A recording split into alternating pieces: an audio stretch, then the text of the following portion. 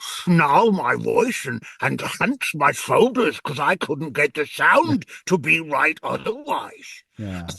And that makes him sound more like a bad kind of dude who would ride a Harley to a party or, something like that. Welcome to the shenanigans of the narrators of the Sphere, Sector 2, Entrancing Shadow by Sarah Jessica Curry. Please enjoy. I aspire to have hair that spectacular one day. Yeah. Oh, you mean mine? Yeah. Oh, yeah. Absolutely. It's getting Yes. grayer and grayer. It's looking very 70s in the background here. I love this. I was in Martinique when I bought them. Ah, I just like the name Yeah, Martinique. the only time I've technically right? left Yeah. Europe. Oh, really? Martinique is part of France, technically. Mhm. So I was still in Europe. And I've lived in the Canary Islands, which was off Africa, but part of Spain. So Europe. Otherwise, I've lived in Greece, I've lived in the UK, and I've No. traveled around, but I've not really left Europe yet. Oh, I feel like we should do an introduction. So, I am very excited about talking to the two narrators that narrated my book with me, Entrancing Shadow, which is right here. We've only ever been in the same group chat together, but we've never actually spoken at the same time. So I'm very excited to talk to both of you at the same time. Um, Yeah. so It's I'm really gonna let you, yeah, I'm gonna let you introduce yourself. Let's start with Jus, and then we'll come back to Isaac and then me. How about that? Mhm. Hi, I'm Jus Sargeant, and I was absolutely honored when you asked me to be part of your narration team for your book. Um, we've obviously met because of the Potter stuff that I did. I say met, but online. We've not met in person. There's a lot of water between us. Um, and it was an interesting and fun experiment for me because I've co-narrated with one other narrator, but never with two, and not in the same way. So this was a really novel thing for me to do, and I really enjoyed it. I don't know what Good. else I should say if I'm introducing myself. Been a narrator for I don't know how long now. Yeah. 13, 14 years. Nice. See, that's spectacular. That's the kind of stuff I'm interested in, is how long you've been narrating. And I love to hear that kind of thing. I'm Isaac, by the way. I've been narrating really only since 2019, so about 7 years, but really, I started in 2019. My wife at the time got sick, so I took 2 years off to care for her, and she ended up passing in 2022. But then since then, I've redoubled my efforts, gotten back into the world of narration, and now I am doing it as full time as someone who sleeps as much as I possibly can. And so that's what I'm doing now, and I love it. I used to work with Jessica. Jessica and I both worked together. I worked at this factory for about 23 years before I left there. And Jessica came along, brought her brilliant ideas, and brought her shining face to our facility, and just shed so much light. And so we were proud to have her there, pleased to have her. And I ended up leaving, and now my world is audiobook narration, and I think I ramble quite a good bit. I mean, who better to ramble than a narrator? I mean, you want to I hear don't that. believe you've worked anywhere for 23 years. You do not look old enough. Yeah. Oh, thank you, thank you. You've got to moisturize. That's that's where the rubber meets the road, really. Oh, I love both of you guys. And it's so funny because I've met you both under such different circumstances.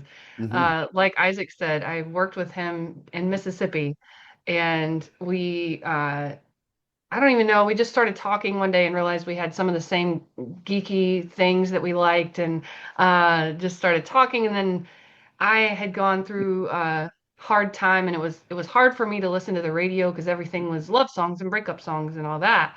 and I started listening to audiobooks on the way to work because I had almost an hour drive. And so then we started talking about audiobooks because I was really listening to a lot of them. And he mentioned narrating, and I mentioned I was starting to write a book. My first book ended up being published in 2020. And so he had just, like you said, you started 2019. So Yeah. we were both kind of in the beginning of that journey. And so I said, would you be interested to read the brainy portion of the book? I say the books have a heart, a mind, and soul. And Jus read the heart, and Isaac read the mind, and I read the soul, the poetry of it. Um, and so having Isaac there, when I listened to a sample of his narration, it was, I said, you sound like a professor who really wants their students to understand what he's trying to say, a very kind professor. Like, Mm.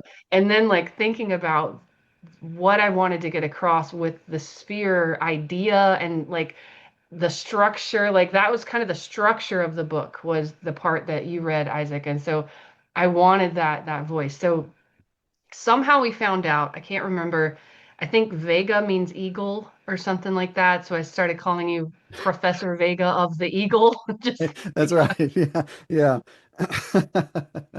That's true. It was also a star. There was a Vega star that was once the North Star, and billions of years from now will come back to becoming the North Star once again, something like that. And so yeah, so I was like, yeah, oh, I'm Isaac La Vega, Isaac the Star. You know? yeah.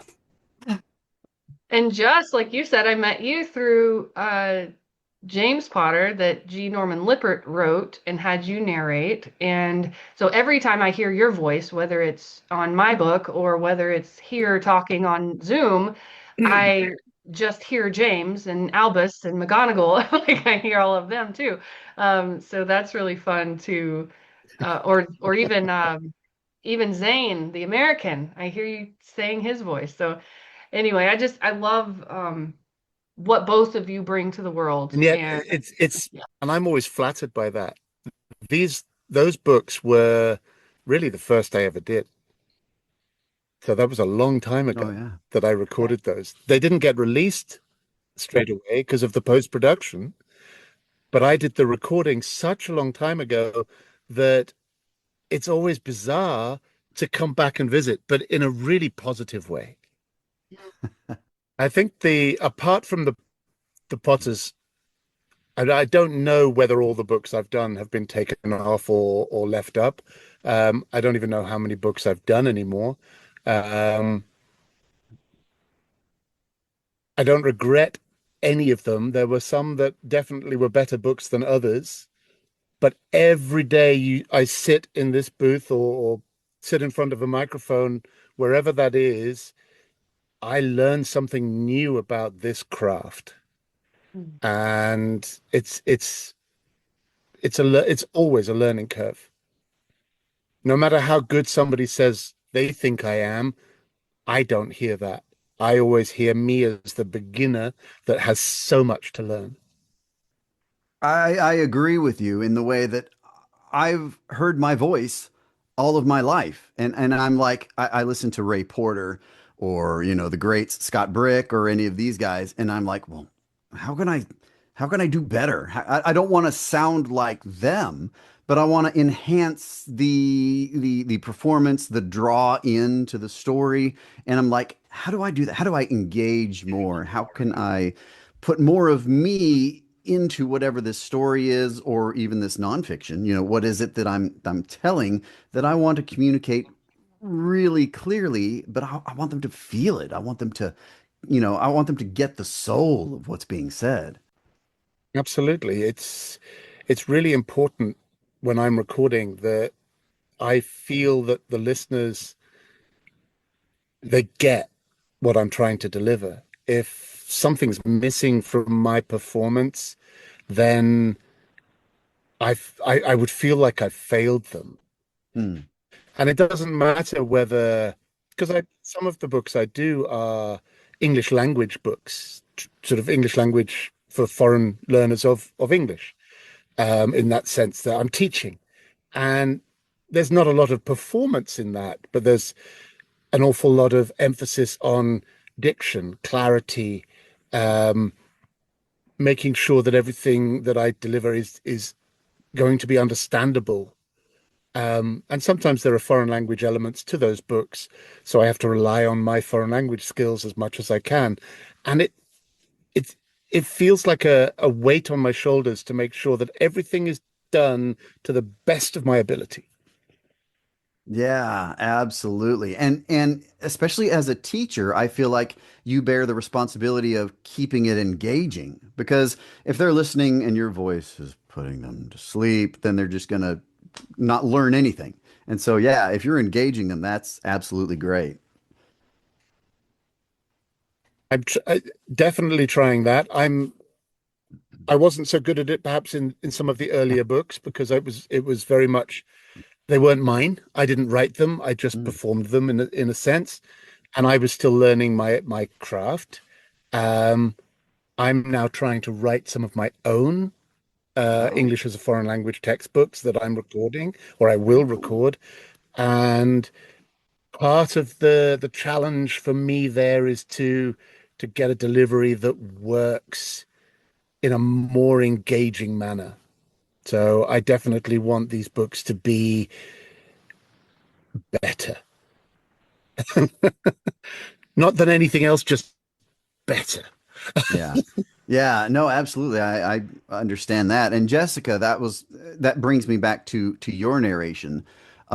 Because you did a giant sweeping sci-fi epic as like nearly one of your first books, almost out of the gate. You were you were booked to do this.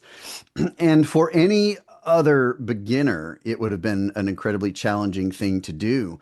But to me, it feels like listening to that, you've connected to the words that you need to connect. You've put the emphasis on the right syllables. You know, you've done everything the way that they need to be pronounced for someone as a casual listener to really engage. And so sometimes and this is no detraction to any other narrators out there, but sometimes you get a narrator or someone who doesn't feel like they're fully engaging with the text, and it's kind of like, oh wait, what was he saying? Let me back up 6 pages and catch up to where we were. But I feel like with your narration, I'm always engaged. I feel the same way with Justin because he approaches the material in your book specifically in Trancing Shadow he approaches it with such wonder and mystery in the way that the story is written to draw out wonder and mystery in those conversations. I agree so much. When we were first chatting about it, I sent just the text, and with the two voices of the text, one being, I don't want to spoil it, but it's kind of, if you're reading the second book, you're fine. But one being creator and one being child, um, everyone has vastly different ideas of what a creator would be. And at first, he had a deep voice, and it was one of those commanding the seas, like that kind of. And and then I thought about it, and I was like, I think what I'm looking for is more. And I all of a sudden, what came to mind was his voices for James Potter, and I was like, maybe less Merlin and more young Dumbledore. And Okay. like once I said that, he's like, "Oh yeah," and then he got it immediately. It was just really funny. Like that's what worked. It made sense, and I appreciated that so much. It made a lot of sense. But um, yeah, thank you also for that. I when I did the book that you mentioned, it's called Insurrection, and it's Yeah. intended to be the first book of the Lost Sigil series by Raymond Beckham and Darius Cook. I'm actually interviewing Raymond later today and looking forward to that.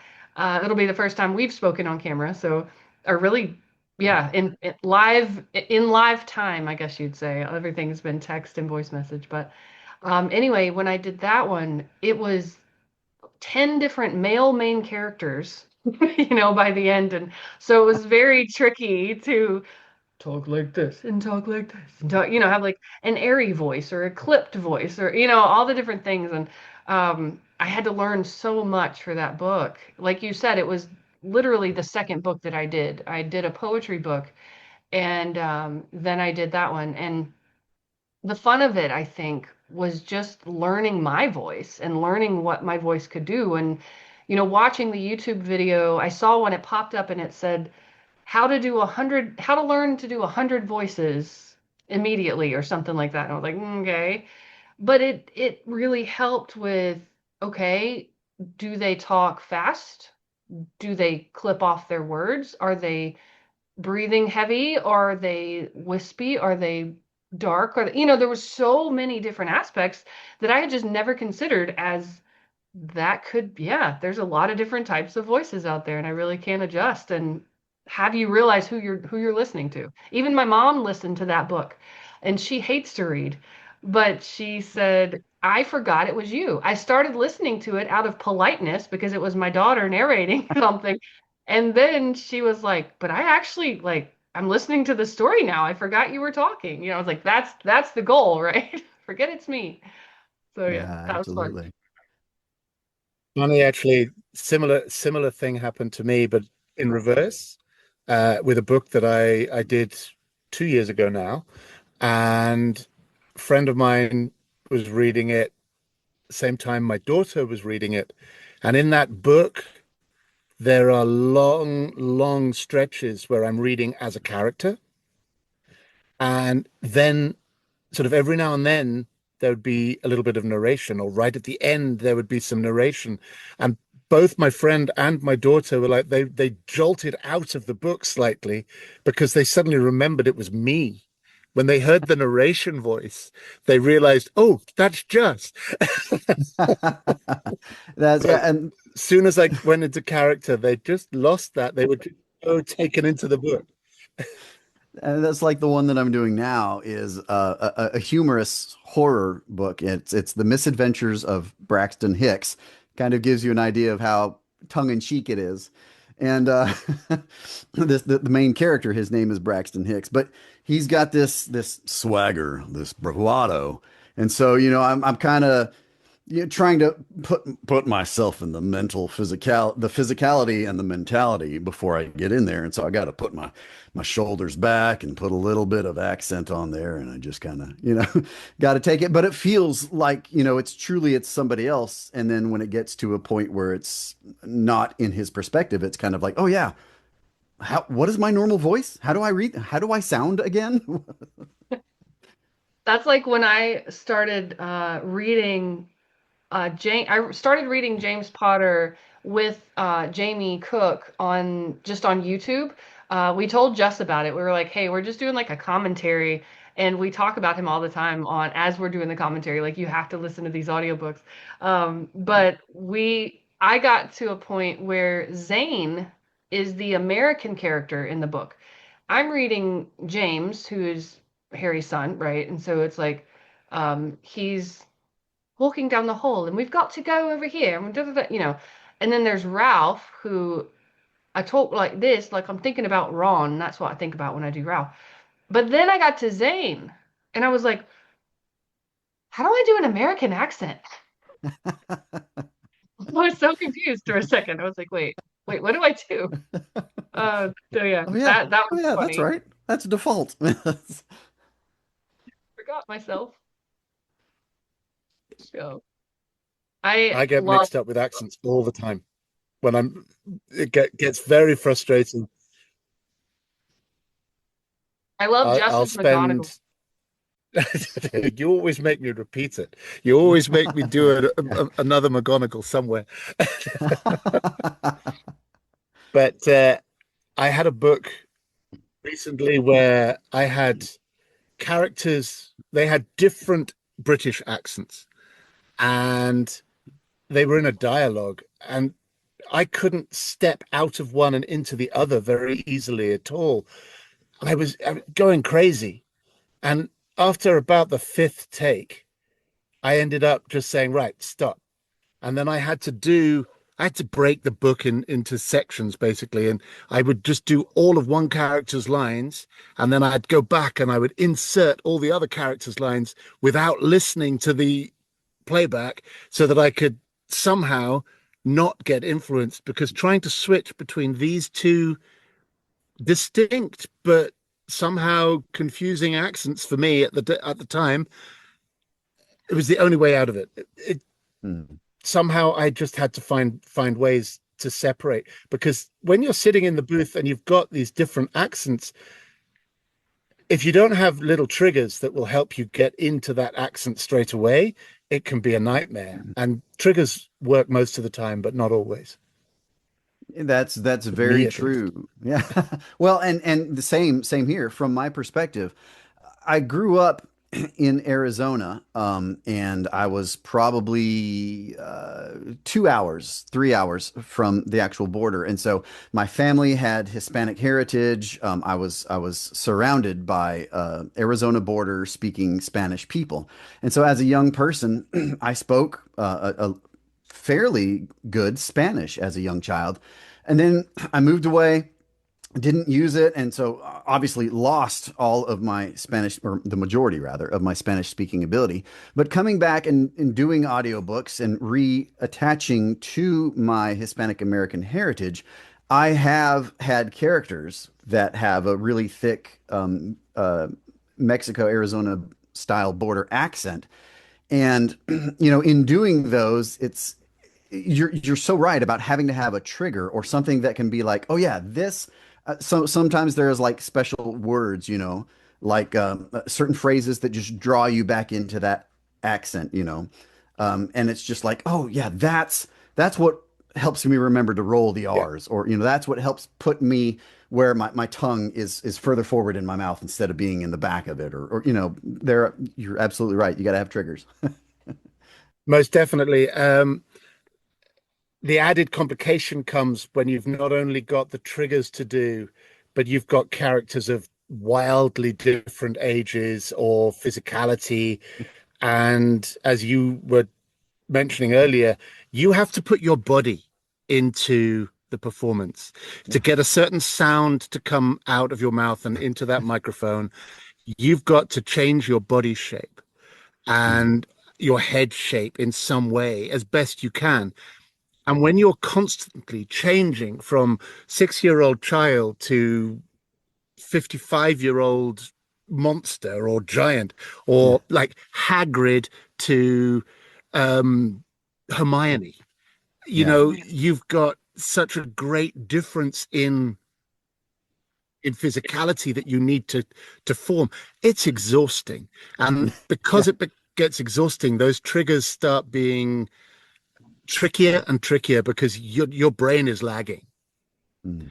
People think, oh, you're just reading a book, but yeah, you're performing a book, Yes. and it's physically demanding and mentally demanding. Yeah. Having done both stage performance and audiobook performance, there's not a whole lot of overlap in the projection world, but in the, like you're saying, the physicality of your performance, you've got to do that. And a lot of the learning that happens in the world of theater translates so well to the world of audiobooks, and you don't even realize it, or at least I didn't realize it in the beginning, where it's like, oh yeah, wait, I stand up taller because this character is taller, and that communicates that better. That opens my lungs, that gives me more diaphragm control, and that makes him sound more like a bad kind of dude who would ride a Harley to a party, or something like that. I love that. That's so true. And sometimes, if you don't like make yourself bigger for that character doesn't sound like that character should. It's the Right. Yeah. only way to get that voice right. I had a character in a kid's book that was an evil kind of uh, twisted kind of character in the way they spoke, and I literally had to like snarl my voice and hunch my shoulders because I couldn't get the sound to be right otherwise. Yeah. So Yeah, it's the absolutely. only way. If I tried to just do that without changing my physicality, it wouldn't have sounded right.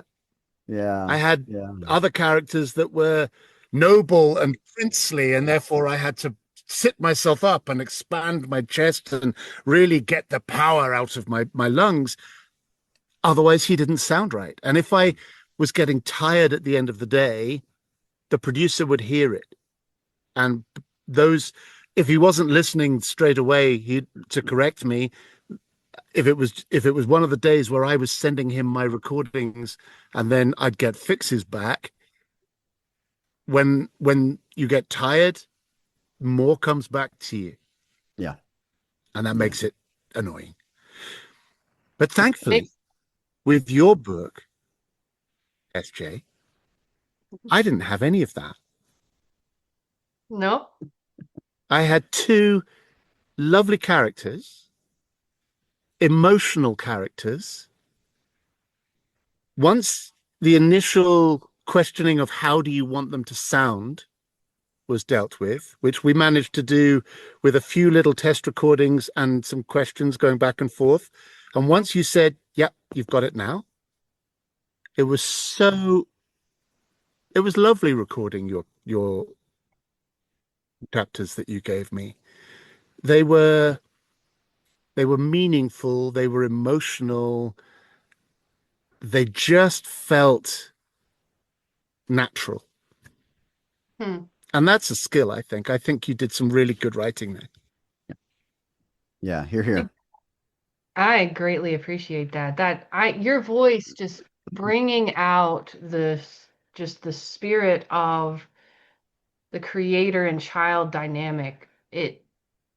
I think Isaac and I both have you call it exposition of the book? Would that be Yeah. like less of the story and more of the explanation and that kind of thing. So for me, I have to look at each poem as, okay, who is talking? Like I have to figure out, I don't want it to just be my voice. This is me, saying this. I want it to reflect the thought process and the feeling behind that. Because, like, a lot of the poems were written at different points in my life at different circumstances. So I was a different person at that time. And it's like I want to pull that character in if I can, but I really, I'm saying that now, but I honestly just thought of that while you were both talking about it. And it makes me curious as we go into book three, how I'm going to approach that, how I think of it as a character before I start speaking, I think would be really, really good. But yeah, I'm glad you mentioned that about the way it was natural, because I was wondering about your experience with reading Creator and Child and the story behind the sphere. And yeah, that's interesting. What about you, Isaac? What went into, I guess, reading the introduction, reading about the aims of the sphere and everything? So when we first conversed about this, I remember we were walking down the halls where we worked, and it was kind of like I had sent you a couple of YouTube videos, and it was like some educational TED Talk type videos, but it was an explainer video with animation where this guy's like, and this part of the world does X, Y, and Z, and the water swirls the other way under the equator, or something, something Yeah. like that. And we kind of agreed the portions of your book that you wanted me to take were kind of like that. There was the head and there was the heart, and this kind of felt like the head. So I was like, I feel like this level of emotion kind of communicates that. He's engaged in a way like what you said earlier, you want them to learn. He's engaged in a way that he Yeah. he wants them to learn, but he's not trying to push it he's not trying to railroad them or steamroll them with this knowledge or whatever. It's a sharing thing. And you know what, Mhm. here's my experience with this, and if you'd like to know more about this, you can go down this way or go through this doorway, and this opens up X, Y, and Z, and Mhm. that is kind of what I feel like we were trying to communicate, when we talked about what we wanted for this part of the book. And I think, with your input, I think I hit it. I do too. I was gonna say you definitely did that because it just everything is a suggestion, and it's almost like it feels like an educated suggestion. Like, here's an idea for you, but I'm not, like you said, I'm not pushing you to do it. And literally, one of the words in one of the aims is push. Like you're telling the listener, you've gone through this in your life. You're kind of at the bottom of the swing set, the bottom of the swing, Yeah. and you need to push. But you you said it was just perfectly. You said push. Like, okay, great. I hear you. You're telling me what to do, but I also don't feel like you're demanding me, and And that's perfect. if I'm recalling correctly, I that one word has probably 63 different takes because and specifically because in watching Jurassic Park, the very first Jurassic Park, there's a dinosaur giving birth and John, whatever his name is, who's the head guy of the park or whatever, he's in there and he's trying to encourage the dinosaur. He's like, push, push. And so there were so many times where I felt like it fell too much into parody of that. And I was like, I love the way he says it phonetically, but I can't be doing that and make it a serious thing. So let me redo this take over and over again. Oh my goodness. Yeah, I that's really funny. I think I'm trying to think if I had anything like that was completely, I had to redo it. And I definitely think I did. I'm sorry, I have cat hair floating in my face. Uh, None of our cameras are good enough to see it, so you're okay. that's true. I should just focus straight ahead. Um, but yeah, there's so many times it's so funny how you say like that one word, it's like it's got to be just right. How do I say this? I love that. Just, did you have any experience like that? Any trip ups in Entrancing Shadow that you had to go back over? There, there were a couple that I knew how I wanted it to sound, but somehow getting it to the delivery was not faultless. So yeah, there were a couple of times where the emphasis wasn't quite right. So I'd listen to it. I was like, no, I'm not happy. Go back, do it again. Oh, nearly there. No, but go back, do it again. Only a couple of times, but I just felt it was worth it. It was important Hmm. for you and your book to get it right as well as I could. At the end of the day, I always have doubts on what I do. And like you said, your advice is often just a suggestion. My performance is never well, that's it. Like it or lump it. Usually it's you here it goes. If there's anything you don't like, you tell me, I'll fix it. I'm that that for me is a given that I'm there to make sure that the delivery is perfect for you. And thankfully that happened pretty quickly. So I was over the moon when you said that you had everything that you wanted and that you liked it. So I'm glad that the books come together just as you want. We are actors. We all love the applause, whether it's an email saying, "Yeah, it's book sounds great." But this discussion puts me in the I've mind never had the of guts to stand on stage properly, but well, this discussion puts me in the mind of Wallace Shawn, the guy who played Vizzini on The Princess Bride, and he it was indubitably, well, inconceivable, right? The legend was, and that's the one. I knew yeah, I got it wrong. but the thing is I can't hear the word inconceivable without hearing how Wallace Shawn has said it, and so it's inconceivable. He apparently spent like he took notes on where to put the accent, and he apparently spent days, hours working out how to say it so that it as a lone word would stick in your mind. And I was like, that was kind of reflected when I did push. It was like, how can I make this stick? So I want to make Well, to be sure, honest, everybody should watch The Princess Bride. It's Yes. Yes. absolutely. I want to make sure that we are able to, if you both have, I know you both have your own websites or places to go if someone wants to know more about the books you have narrated or how do we get there. So can we talk about that a little bit? Mhm. I'll let Just start. Okay, yeah.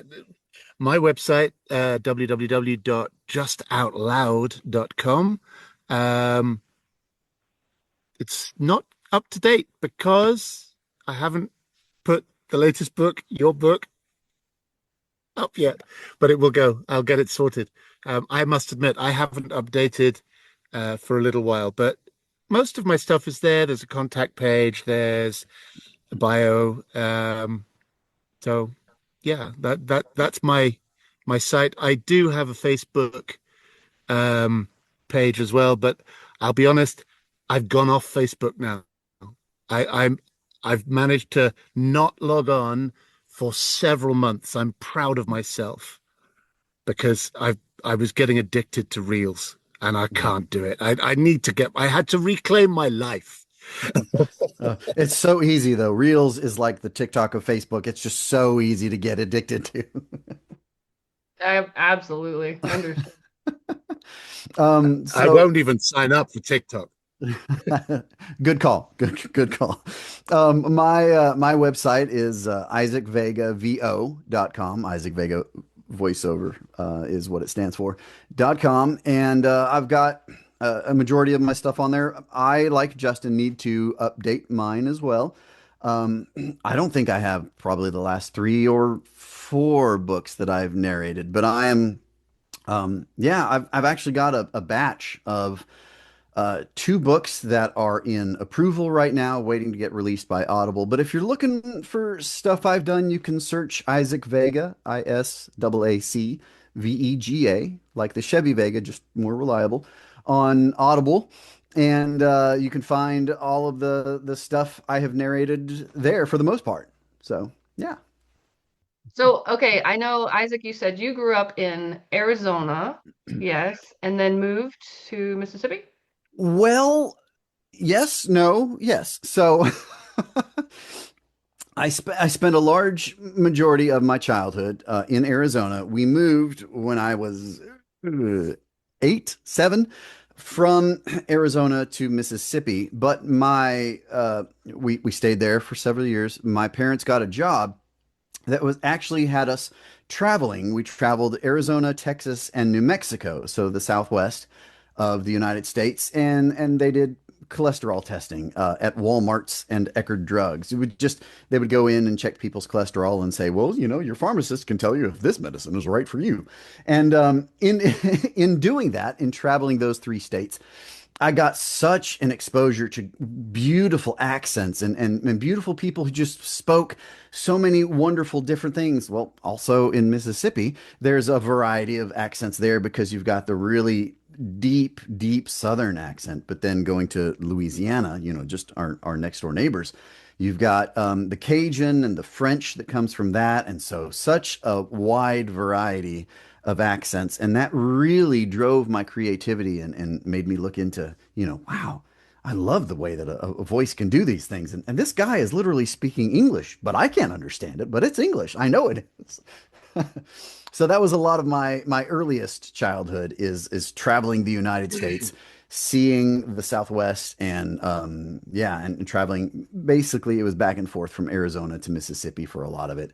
And then after my wife passed and I stopped working at the factory that we worked at, I left Mississippi, and I am now in North Carolina. And there's a whole other set of accents here, so it's beautiful. Yeah. I love that. Yeah, I was in Mississippi my whole life until I moved in 2024 up to Connecticut. So yes, absolutely. I know of all the accents around the Mississippi, Louisiana area. And I think I'm similar to Jus in the fact that we both could have adopted certain accents and chose what we how we spoke. I think for Jus it was more his mother that kind of directed that a little bit. For me, it was more me choosing later in life that I didn't want to have a Southern twang as much. I wanted to be diverse in how I could speak. But even as a child, my mom could always tell who I was on the phone with because uh, we had cousins in California and they were always like, hanging out over there. And then my papa was on the ranch and he talked about all of the cattle that he was working with. And, so she always knew. And my voice was just malleable in that way. I always kind of adopted, what was around me. Coming from that same perspective, I lived in Arizona. I had a fairly Western dialect. And then when I moved to Mississippi, I had a girl come up to me in the fourth grade and she said, "You sure do talk funny." Oh, do I? That's funny. Oh my goodness. One of the videos that I did with Just recently, we started off, I put a clip in the beginning of that video as a teaser before you start watching the full video that where he does a Southern accent just for fun. And that was really, I was like, this has got to be the hook, you got to put this in the beginning. Yeehaw. Just tell us, just tell us a little bit about how you started. Where did you get your interest in some of this, I guess, and the whole accent thing? I grew up in Southeast. I grew up in Southeast England, not far from the coast, south of London. And when I was very little, we had foreign students come and stay in the house from France, Germany, Italy, Spain. I don't even remember if there was anywhere else, but we every summer there was a crowd.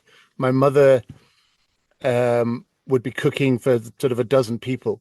And so I grew up with all of these different accents and sometimes languages around me. And I think and it's only in retrospect that I think this, but I think that's where it all started. Then when I went to school and I was learning French, I was often complimented on my accent when I was sort of pronouncing things in French class. And that sort of reinforced that interest because if I'm being complimented on it, I wanted to do it better. And I soon discovered that wherever I went, I was copying accents. And I've since learned that some of what I have is known as echolalia, where I just hear things and I end up imitating it all the time. And it just grew. It just grew from there. And whenever I've learned languages, and languages have always been important to me, the most important thing for me was always when I went abroad, try and speak the language. Even if my grammar was rubbish, try and pronounce it correctly. Try and make sure that I could speak as closely as they to their accent as I could. So I think it's all just grown from there. Um, and I just can't help myself copying wherever I hear. And I play games with accents with sort of Matt, the producer, when I'm working with him or just chatting for fun, I'll do an accent and he'll do an accent, and we just switch and we go around the world. Um, I do it for amusement, but also because it's practice. Yeah. That's so funny because when Isaac and I were working at the factory in Mississippi, I walked up to a group of people and I just said something, and they were like, "Oh, it's been a nice day over here, darling, too." And I was like, "Why are they talking to me like that?" And then I realized I had stepped up and I had said, "How's everyone over here today?" or something like that. And I was like, didn't even know I slipped into that. Okay. It's easy to do. I can tell when I've done like a marathon of Harry Potter or something. Olivia tells me when I've watched too much British television because I slip into it unconsciously. But yeah, it's like just said, echolalia is You probably can started never a lot of watch too voiceovers. much British television. That's true. Yeah, I would say that's probably true. Um, I used to, and it's funny. I used to work in customer service for a big. I think the headquarters were American, but they had sort of factories and sort of places all around the world. I worked in the British one, and I was on the phone to the factories in France and Spain and Austria on a regular basis. and I would speak to people in German, French, and Spanish literally every day. And then I'd come, like my mind would come back into the office, and I would be working away on my computer, and things would go wrong, and I would swear at my computer. And then I realized that I was swearing in the last language that I'd spoken. That's And great. I apologized to my colleagues in this open plan office. And one of them just chirps up, "We like to think of it as your multiple personalities." Oh, I love that. Well, I'm looking forward to both of you hopefully sticking with me for book three. Um, Yeah, Title yeah, to be absolutely. determined, but I'm yeah. in. Yeah. Yes. Yeah, yeah, you got it. I'm in. So long as I'm still kicking around. Depends how quickly you write it. You know, I am getting older. You can't be I'm George not that R. R. old. Martin here. You can't take 7 years to. Oh no. I'm still waiting for Winds of Winter. It's, This is a sore point. as we all are, yes. Oh my I, goodness. I might even protest now by deliberately not reading it when it comes out. That's right. I was going to say, I was talking with my daughter, and she has the same thing, and I don't remember the name of the novel, but it was by Patrick Rothfuss, and she's been waiting for I don't know how many years now for the promised sequel that's not happening. So yeah, don't do that to us. So We heartbreaking. want book So three. heartbreaking. Yes. Well, Yeah. I want book three too. I'm excited. I have to I'm doing some You want interviews book right now, so 32? Well, you've got to write 30 others. I did say three too, didn't I? I did. You caught me. So I Well, also am looking forward to book three. Yeah, also I am. Thank you both for being a part of this journey with me, and I promise I will write as fast as my brain and heart and soul will let me, and get book three going. yeah, Yeah. yeah, absolutely. We're excited for it. Okay, look forward to it.